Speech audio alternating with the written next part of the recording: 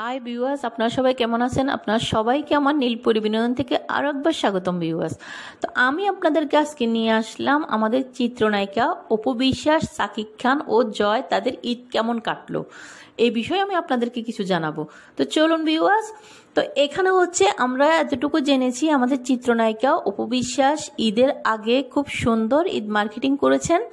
তিনি ব্যস্ততার জন্য কাজের বিভিন্ন জায়গায় ব্যস্ততা ছিল, সেই জন্য রোজা ঠিক 26 কিংবা 27-এর দিকে তিনি ঈদ মার্কেটিং করেন এবং অনেকগুলি কাপড় কেনাকাটা করেন তিনি এত কষ্ট কেন যে আমি জেনেছি এখন, কাছে না থাকলে বুকে না রাখলে শূন্য লাগে মন।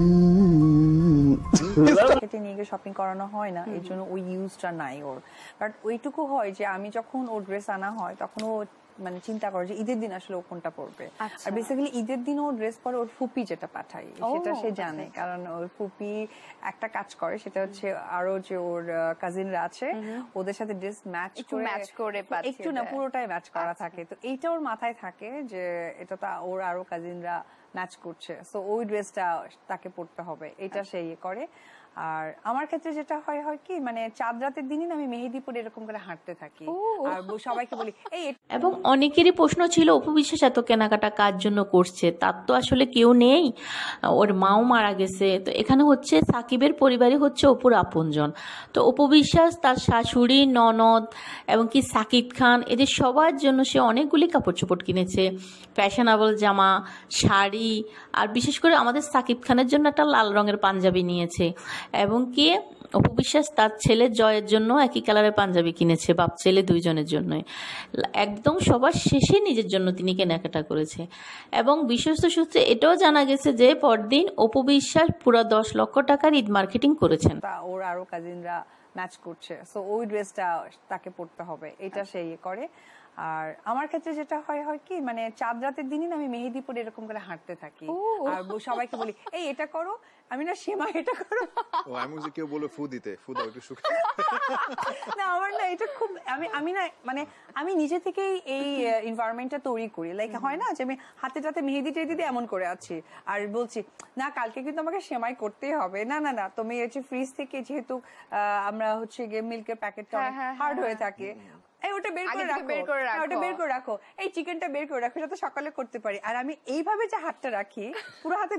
তো অপু বিশ্বাস আবার এও জানালো মজা করে যে আপনাদের জন্য একটা গোপন কথা আছে, আপনাদেরকে একটা গোপন কথা বলবো আমার বন্ধুরা, আমি কিন্তু সাকিব থেকে ঈদ সালামি নিয়েছি, কত নিয়েছি সেটা কিন্তু বলবো না।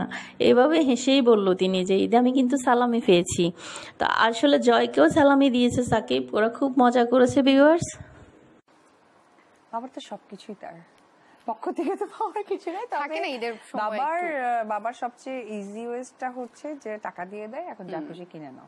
তার মাঝে মা তো একটু মানি কাটিং থাকে, পুরোটা তো লাগে না। আমরা তাহলে অ্যামাউন্টটা একটু জানি না কেন, এই কত টাকা সালামি পায়, জয় কত টাকা সালামি পায়, জয়ের আম্মু কত টাকা সালামি পায়। আমার কাছে মনে হয় সন্তানের জন্য আসলে মানে লিমিট কোনো ধরা বাঁধা থাকে না। আসলে এটা সত্যি কথা। হ্যাঁ, সালামিটার জন্য আসলে আমি এখনো ওয়েট করি, কারণ মানে আমার শ্বশুর শাশুড়ি আমাকে এখনো সালাম করলে সালামি দেয় এবং সেটা চকচকা টাকা দেয়। আচ্ছা তোরা মানে হাইয়েস্ট কত সালামি পেয়েছো ঈদে নিজে? ছোটবেলায় হাইয়েস্ট ছিল 1500 টাকা, আর নায়িকা হওয়ার পর হাইয়েস্ট ছিল 1 লাখ টাকা। তাহলে আমাকে জিজ্ঞেস করা দরকার নেই। ইজি ওয়েস্ট করি, যেমন আমি সবাইকে শিখাই দিই যে অনেকে আছে না মাংস কষাইতে থাকে, আমি আগে সিটি টিটিতে সিদ্ধ করে নিই, তারপরে করে ফেলে দিই। কষানোর ভিতর মজা আছে আলাদা। ও জানে ও দাঁড়ে দাঁড়ে ডিরেকশন দেয় যে আন্টিকে মা একটু কষাও একটু কষাও, যত কষাবে তত টেস্টিটা বেশি হয়। না এত শোনো, আমি একটা কথা বলি, ওই মেয়েরা হচ্ছে বোকা, খাবার রান্না করবে কিন্তু টেস্ট করা যাবে না। আমি আজকে ইজি ওয়েস্ট বলে দিই, মাংস সোজা একদম লবণ হলুদ দিয়ে প্রেসার কুকারে সিটি দিবেন, মানে সেদ্ধ কনফার্ম, খাওয়া যাবে। তারপরে মশলা কষায় মাংস দিয়ে দিবেন, রান্না শিখুন। শেফ 15 মিনিটে মাংস রান্না শেষ, একদম শেফ।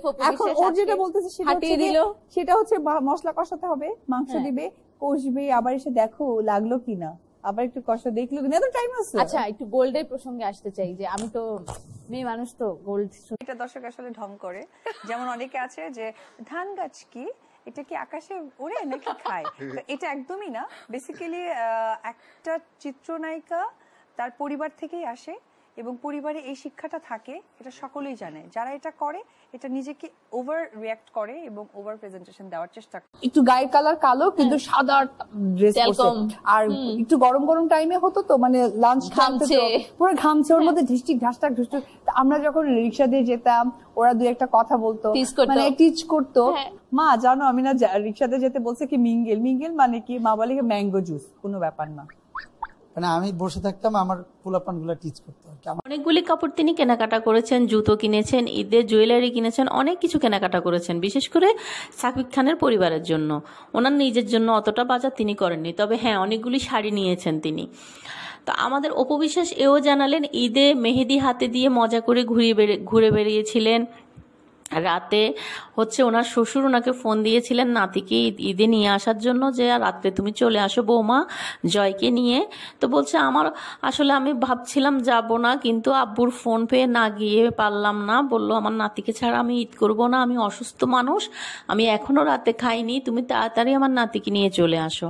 তো অপু বিশ্বাস জয়কে নিয়ে যেই বলা সেই কাজ, জয়কে নিয়ে গাড়ি করে রাত্রে চলে গেলেন সাকিবের বাসায়। পুরো রাত্রে ছিলেন, ঈদের দিন ছিলেন, ঈদের দ্বিতীয় দিনও ছিলেন, খুব মজা করেছেন, খুব মজা করে ঈদ করেছেন সাকিবের সাথে। এবার ঈদে কিন্তু বুবলি আর শেহজাদ খান বীরকে একটুও দেখা যায় নাই সাকিব খানের সাথে। তো আসলে অপু বিশ্বাস খুব মজা করেছেন, সাকিব খানের বাসায় গিয়েছেন, সেমাই রান্না করেছেন। আর সবচেয়ে বেস্ট হলো যে কি সাকিব খান মোরগ পোলাও খুব পছন্দ করেন। অপু বলল আমি কিন্তু ঈদের দিন মজা করে মোরগ পোলাও রান্না করেছি সাকিবের জন্য। তো ও আসলে নামাজ সেরে এসে মোরগ পোলাও খেয়েছে মজা করে। তা আমি বলছি একটু বেশি করে খাও, ঈদের দিন খেলে কিন্তু কেউ মোটা হয় না। তো এসব বলে অপু বিশ্বাস খুব হেসে বেড়াচ্ছিল আর বলছিল যে আসলে খুব মজা হয়েছে, খুব মজা করে ঈদটা পালন করেছি আমি শ্বশুরবাড়িতে। আমি সব ঈদেতেই সাকিবের বাড়িতে আমার ঈদটা করা হয়, যে কোনো ফাংশানে আমার ওখানে আসা হয়। আমার ননদ শাশুড়ি এরা অনেক ভালো, অনেক আদর করে আমাকে। এভাবে অপু বিশ্বাস জানাচ্ছিল তার ঈদের বিবরণ, কিভাবে সে ঈদ কাটালো, কোথায় কোথায় গেল। এরপর বাহিরে গিয়েও আমরা ঘুরে আসলাম পুরো ফ্যামিলি মিলে। আমার ননদ অনেক ভালো, আমার সাথে অনেক ফ্রেন্ডলি সম্পর্ক, আমরা একসাথে ঘুরে বেড়াই সব জায়গাতে। তো অপু বিশ্বাস আসলে সাকিব খান অপু বিশ্বাসের সম্পর্ক এখন অনেকটাই একেবারে আগের মতো হয়ে গেছে। লিটিজেনরা অনেকে বলা বলি করছে সাকিব অপু গোপনে বিয়ে করে ফেলেছেন, এখন ওরা স্বামী স্ত্রী, এটা অনেকে এরকম দাবি করতেছেন। আর এটা আসলে মিডিয়াতে ওনারা ঘোষণা দেননি, হয়তো বা আনুষ্ঠানিকভাবে ঘোষণা দিতে পারেন, এরকমটি অনেকে বলছিলেন। তো ভিউয়ার্স আসলে আপনাদের কাছে অপু বিশ্বাসের ঈদ আনন্দটা কেমন লাগলো? ঈদে অপু বিশ্বাস হাতে মেহেদি পরেছিল এবং তার ননদকেও মেহেদি লাগিয়ে দিয়েছিল খুব মজা করে। তো আপনাদের কার কাছে কেমন লেগেছে, কোন জিনিসটা ভালো লেগেছে? অপু বিশ্বাসের কেনাকাটা, না সাকিবের পরিবারকে কাপড় চোপড় দেওয়া, না সাকিবের জন্য মোরগ পোলাও রান্না করা? কার কাছে কোনটি ভালো লেগেছে কমেন্ট করে জানাবেন কিন্তু ভিউয়ার্স। তো আপনাদের মাঝে আবারও নিত্য নতুন সব বিনোদনের ভিডিও নিয়ে হাজির হব নীলপরি বিনোদন থেকে। সে পর্যন্ত আমার ভিউয়ার্সদের ভালো থাকা সুস্থ থাকা কামনা করে আজকের মতো ভিডিওটি ভালো লাগলে লাইক কমেন্ট করে আপনার মতামত দিন। সাথে থাকার জন্য সাবস্ক্রাইব করুন এবং বেল বাটনটিতে ক্লিক করুন।